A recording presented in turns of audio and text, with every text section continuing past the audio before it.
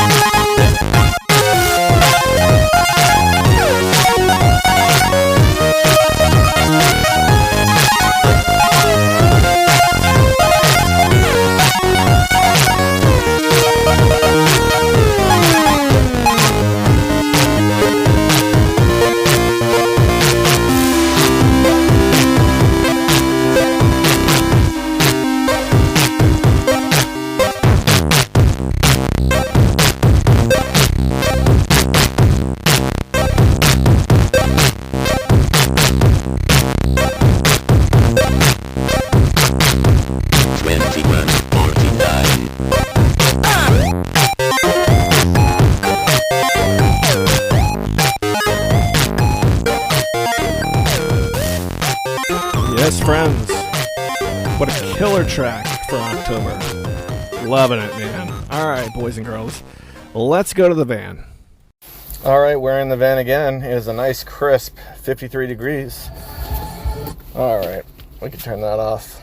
EA announces agreement to be acquired by PIF, Silver Lake, and Affinity Partners for $55 billion. That's billion with a B. Electronic Arts. So there's some buzz about this. People can't seem to decide whether or not this is a good thing or a bad thing. First of all, Electronic Arts, in my opinion, has not put out a good game in like 10 years, at least. The last thing Electronic Arts did, I think, that, you know, had any staying power was The Sims 4, and even that, you know. So they've long had this problem where it's been like they get, you know, they're a slave to the shareholders, and they're already in an enormous company, but the shareholders constantly require growth, so they do all this crazy stuff to raise their numbers, you know, at the cost of being ethical or whatever. Hang on one second. Let me just make sure this is doing what it's supposed to do. Yeah, we're good. At the cost of being ethical. So us, the end gamer, you know, the end users who pay money for games, end up with things like broken, you know, Battlefield 7, and it's, you know, half as good as the previous game, which was half as good as the previous game. You know, each successive one costs more. You know, they pioneered the $70 base game, which is new in the last year. And if you don't remember, probably about 10 years ago, Electronic Arts was voted the worst company in the world. Twice. 2 years in a row. Not the worst gaming company in the world. The worst company in the world. Like worse than Halliburton. So, wrap your mind around that. That's Electronic Arts. In my opinion, it is no love lost. The new ownership is taking it private. They won't have the same slavery to shareholders, and you know, we'll go from there. I mean, I can't imagine they're going to suddenly become an amazing company. That just doesn't happen. But we're talking about the group that, in their heyday, I don't know, maybe heyday isn't the right word, but they definitely bought and cannibalized a good number of studios. Westwood Studios is always the one that comes to mind whenever I think about this. Command and Conquer was like a big series when I was in high school, and that was the Westwood Studios group was definitely purchased and then subsequently shut down by Electronic Arts, and that's just one of like a bunch. Maxis is another good example. Yes, the Sims are still around, but SimCity ain't. The last SimCity came out in 2013, and it was a disaster. It may have been the single worst launch in gaming history. Hang on one second. All right, we're good. Amber Limps are coming through. There we go. Yep, we're all set. So we'll see. I mean, Dragon Age whatever that Dragon Age disaster was, it came out last year, and we all joined hands universally, and we're like, this looks awful. Nothing about this looks good.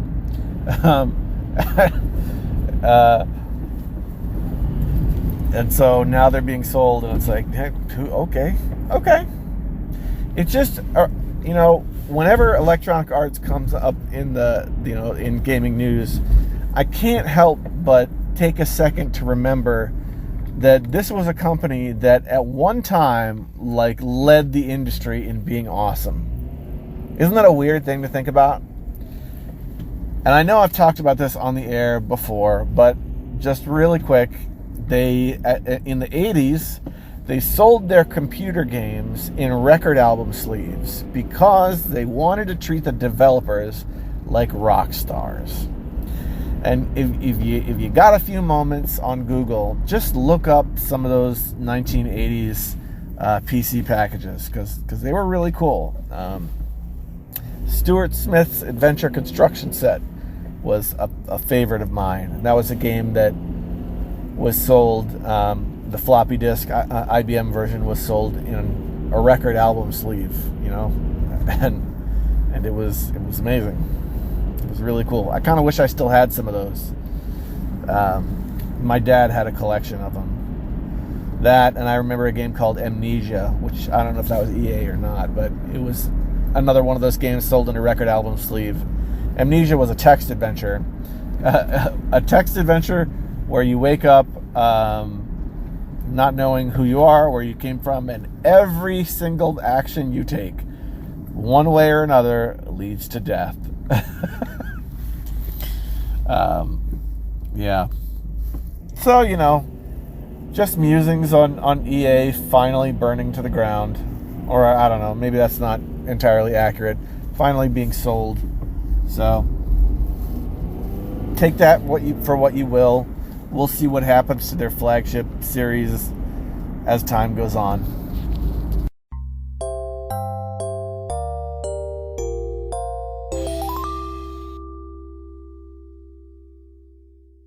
We're back in the studio, boys and girls. Oh, yeah.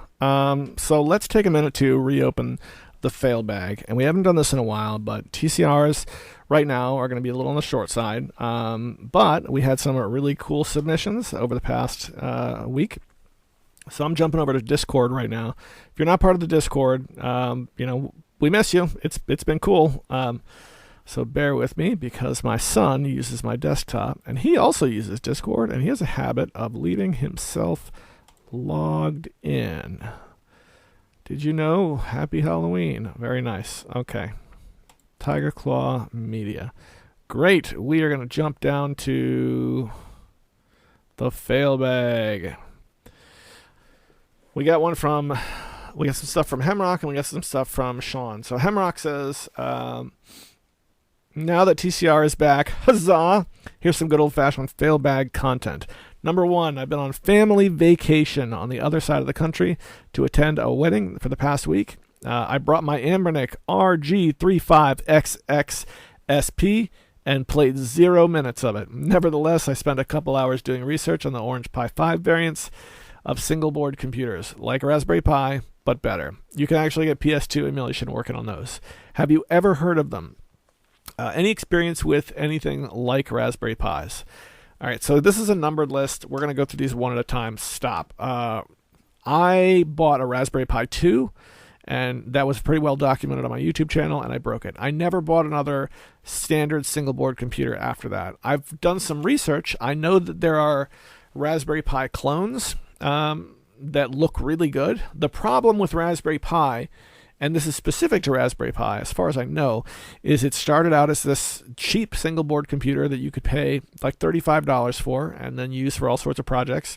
And over time, they wanted to make the board a little bit better each time. And now it's a really nice single-board computer, and it's like $100. So, it's kind of crossing over that line. Like, is this still really a budget thing? I don't know. So that's why I never got another one. Because when I actually had my Raspberry Pi, I didn't use it for much. At the time, what appealed to me about it was so cheap, and not just cheap, but also the power draw was so little that I kept it on all the time. And I played a bunch of Chrono Trigger on it. I played about halfway through Chrono Trigger. And that was it. I considered off and on about getting another one, but I just never did it. So that's as far as I got with Raspberry Pi. And it's likes. Like you mentioned Orange Pi 5. There's also something called the Banana Pi. All other sort of fruit variant pies with varying degrees of quality. But, they all run, basic stripped down Linux. So they do, I have the feeling that those machines are designed for something much more complicated than you and I would use them for. If we got one and just ran a RetroArch on it or something like that, those machines are designed to do way more than that. So there you go. Number 2, we have Crowd Supply Clydeware Game Tank, and that's a link that's provided without context. So we're going to pop this open and take us a look. What we are greeted with, and this is a clickable link over on the Discord if you want to check it out, Game Tank, an original 8-bit console. And at first, when I first opened this up, I was thinking, oh, it's going to be another Evercade, right? No, it is another cartridge-based game system, but if you scroll down a little bit, this is all open, not just like, quote unquote open source, but open architecture. You can also get cartridge programmer tool that will flash ROMs if you're a developer. So very much not Evercade. I am interested. This looks dope. I'm gonna be real with you. The controller that's shown in the images, which, to be fair, look like prototype images, the controller looks like crap. I'm not going to lie, but the system looks gorgeous, and it looks like the controller is plugged into a standard 9-pin controller port, same as like the Sega Genesis or the Atari 2600. So I have to think, since it's open architecture, you'd be able to use like a Sega controller. Don't know. This looks cool. Let's keep an eye on this. So if I scroll up, it says that the project will be launching soon. Let's keep an eye on this and see what happens. Because open architecture, more physical games, could be great. Could be great. Although, having read this far into your comment, I'm probably more inclined to buy a Raspberry Pi variant, like Banana Pi or Orange Pi or something like that, and then just go that route, because in my gaming activities right now, I'm having more fun programming. I like the program. I know. I'm having more fun doing some programming and just doing the really low end things, and I think a Linux environment is probably a little bit more attuned to that. But this does look really, really awesome. Should definitely head over to the Discord and dig this up in the Failbag channel, because this looks good. All right, let me get back to this comment. But have you ever taken much look at the freeware scene lately? When you say scene, it's changed a lot. When I first started TCR, there was like that indie games blog, and I would follow that blog religiously. And when a freeware game came out and sort of took the spotlight, it would always be featured there, so I could kind of keep up with it. Now the freeware scene is a lot bigger than it used to be. So in order to keep up with the freeware scene, it's mostly over on itch, and then on top of that, you've got like random focused websites. An example would be that forum that's just for first-person dungeon crawlers, and I'm clicking around on my links now trying to find it. Yeah, dungeoncrawlers.org. That's like a very focused site that a lot of freeware comes out of. As far as I know, TIG source, doesn't do anything anymore. So I haven't been much into the freeware scene, but I have been broke. So that helps keep me in touch with freeware. All right, let's see what else we've got. Have you played Final Fantasy Renaissance? I have not. Let's take a look at Final Fantasy. Oh, quick break before I look this up. I did know, however, speaking of Final Fantasy, is that Final Fantasy Tactics, and I think it's an enhanced version of the original Tactics, not Tactics Advanced, has made it to Steam, which I never thought I would see. So that's really cool. Game Rant. Final Fantasy Remake Renaissance 35-year-old classic. Let's take a look. How an unexpected Final Fantasy remake is breathing life in a 35-year-old classic. Final Fantasy, the original Final Fantasy had life in it. People think games like this, just because you're not reading about them in the headlines, means there's no life in it. Go pick that game up. It's been ready and waiting for you for 35 years, and it's there. It's not dead. But this does look good. I'm looking at the screenshots, and it looks like the engine for I was gonna say it looks more like a Super Nintendo game, but it really doesn't. It just appears cleaned up. This looks good. Yeah, Final Fantasy Renaissance. I played some Final Fantasy 1. You remember a couple years back when we did that challenge and you ended up playing all the way through it again as a result. And so it's a game that benefits, I think, from being cleaned up a little bit. That's really cool. What do we got now? Chiptune suggestion, Once More by Taylor Ursal. All right, let's see what we got. A Bandcamp link. I do love my Bandcamp links. I will check this out, and then we will see. Hold on, let me put a heart on that. I put a heart on it because it makes me happy. And we'll see perhaps next week or when the next TCR comes out. We will give this a try. I do love chiptunes, and it's always a struggle for me to find new ones because I have difficulties with the Battle of the Bits website. So that's cool. And then I think, Keep Rolling Retro, Hemrock. Thanks, man. By the way, I enjoyed Kaz Lab's audio comment. I want to recommend, this is from Hemrock, by the way. I want to recommend a game series that you mentioned in passing, CF. Duel Masters is surprisingly entertaining for a cheap GBA card-based game. Yup, yes it is. I recommend trying Kaijudo Showdown for the GBA first, as you can pick it up for around $8 shipped on eBay.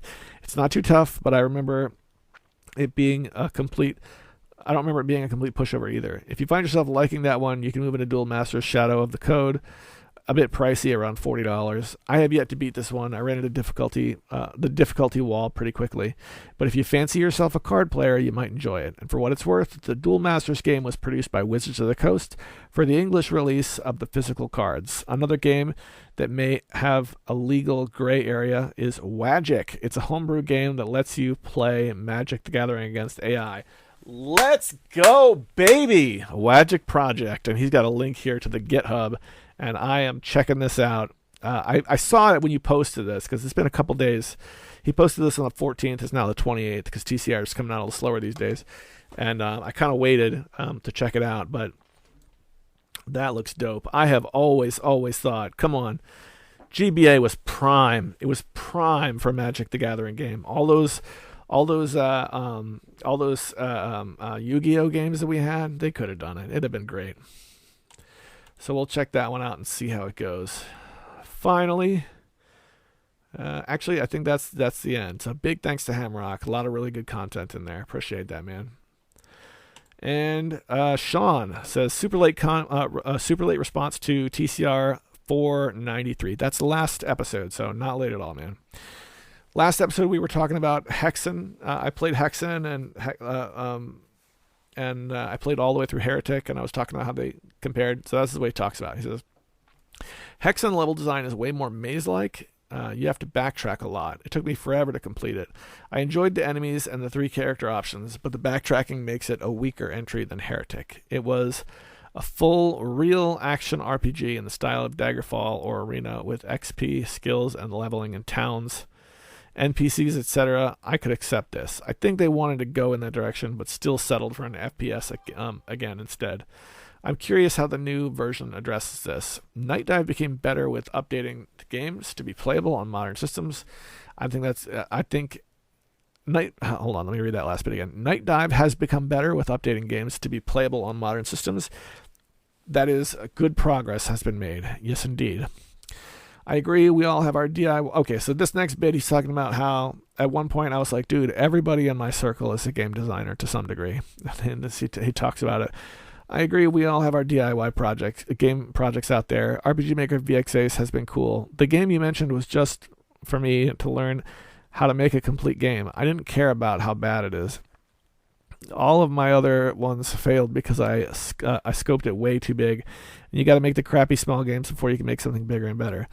The fact is there are engines simple enough for my artsy-fartsy brain to get working is how blessed we are, and why there are so many indie games coming out of the woods all the time. So, Sean, here's the thing.